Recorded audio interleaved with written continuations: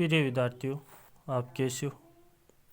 आज हम प्रायिकता प्रश्नावली के बारे में बात करेंगे। मैंने पिछला वीडियो प्रायिकता प्रश्नावली की ताश के बारे में आपको बताया था। आज हम प्रायिकता प्रश्नावली की सिक्का और पास्य के बारे में बात करेंगे, जो मैं आपको बताने जा रहा हूँ। आपको वीडियो अच्छा लगे तो लाइक ज़रूर कर देना और सब्सक्राइब कर देना। मैं आपको प्रायिकता प्रश्नावली आपको बता चुका हूँ कि बड़ी ही सरल है, परंतु उसकी भाषा बड़ी कठिन है। उसको सवालों को कई बार होता है कि हम सवाल नहीं कर पाते हैं। क्यों नहीं कर पाते हैं? क्योंकि उसकी भाषा हमें समझ में नहीं आती। इस कारण मैं जो प्रायिकता प्रश्नावली है उसमें पूरी जानकारी आपको देना चाहता हूँ, जो ताश के बारे में मैं पहले वीडियो में आपको दे चुका हूँ।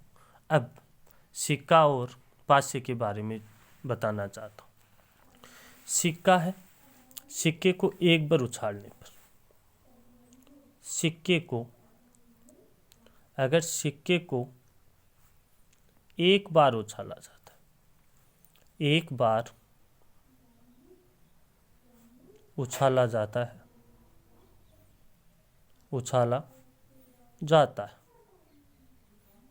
एक बार उछाला जाता है तो हम देखते हैं कि दो परिणाम प्राप्त होते हैं, हेड या टेल, जिसे हम हेड को हिंदी में चित कहते हैं, टेल को हम पट कहते हैं। हम देखते हैं कि कुल परिणाम है हमारे पास दो प्राप्त होते हैं। कुल परिणाम हमें दो प्राप्त होते हैं। अब परीक्षा में सिक्के को एक बार उछालने पर दो तरीके से सवाल पूछा जा सकता है, चित आने की प्रायिकता और पट आने की प्रायिकता। तो चित कितनी बार होता है? सिर्फ एक बार होता है। चित केवल एक बार होता है और पट भी क्या होता है? सिर्फ एक बार होता है। पट भी एक बार होता है, चित और पट दोनों एक होते हैं। सूत्र के द्वारा हम देखते हैं कि कुल परिणाम दो है, चित आने की भी एक है और पट आने की घटना भी एक है। तो प्रायिकता डायरेक्ट है, 1/2 और 1/2। इसकी भी तो 1/2 हो जाएगी और इसकी भी 1/2 हो जाएगी। उसके बाद में अगर सिक्के को दो बार उछाला जाता है, सिक्के को दो बार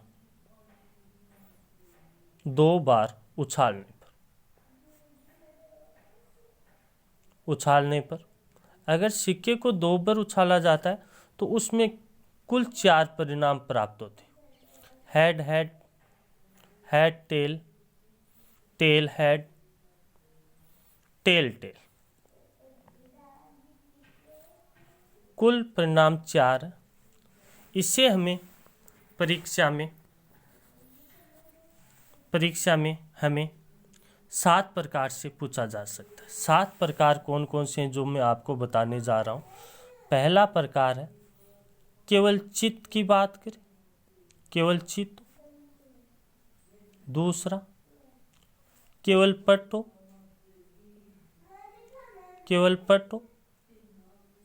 तीसरा चित्त और पट हो।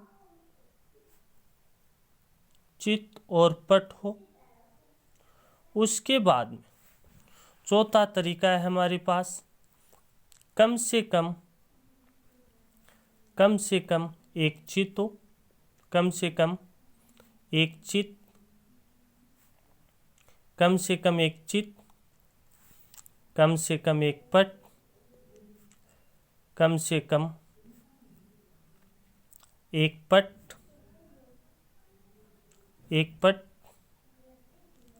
अधिक से अधिक एक चित्त, अधिक से अधिक एक चित्त, अधिक से अधिक एक पट, अधिक से अधिक एक पट। तो चित्त केवल एक बार होता है, केवल चित्त एक बार होता है एच एच। केवल पट भी एक बार होता है टी टी। चित्त और पट दो बार होते हैं एस टी टी एच, दो बार। कम से कम एक चित्त, कम से कम एक पट, अधिक से अधिक एक चित्त, अधिक से अधिक एक पट में बच्चे की कोई भी समस्या होती है, बच्चा पहचान नहीं पाता है। अगर आपको देखना है, प्रत्येक, अगर आपको याद नहीं रहे तो प्रत्येक की संख्या 3-3 होती है, प्रत्येक की संख्या 3-3 होती है। अगर याद हो तो कम से कम एक चित्त होता है H H S T T H, और कितनी बार होता है? 3 बार होता है। कम से कम एक पट H T S T T H T T, 3 बार। अधिक से अधिक एक चित्त, अधिक से अधिक एक चित्त होता है। अधिक से अधिक की मतलब ज़्यादा से ज़्यादा हमारे पास एक ही चित्त हो, जैसे S T T H T T,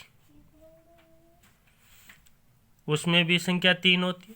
अधिक से अधिक एक पट, ये भी संख्या 3 होती है एस टी टी एच, अधिक से अधिक। और हमारे पास अधिक से अधिक एक ही पट और एच एच, इसमें भी टोटल संख्या 3 होती है।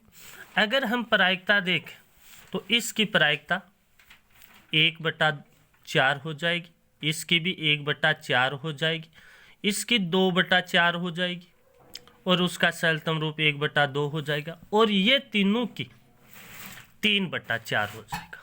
इसका सूत्र है, प्रायिकता का सूत्र, घटना बनाने वाले परिणामों की संख्या बटा कुल परिणामों की संख्या। ऐसे भी लिख सकते हैं, या अनुकूलित परिणामों की संख्या बटा कुल परिणामों की संख्या। अगर सिक्के को 3 बार उछाला जाता है, सिक्के को 3 बार उछालने पर, 3 बार उछालने पर कुल परिणाम हमारे पास जो निकल के आते हैं वो टोटल होते हैं हमारे पास 8। अगर कोई बच्चे के अगर 8 परिणाम याद नहीं होते तो जो सिक्के 2 बार उछाला जाता है उसको 2 बार लिख लिया जाता है, जैसे H H S T T H T T.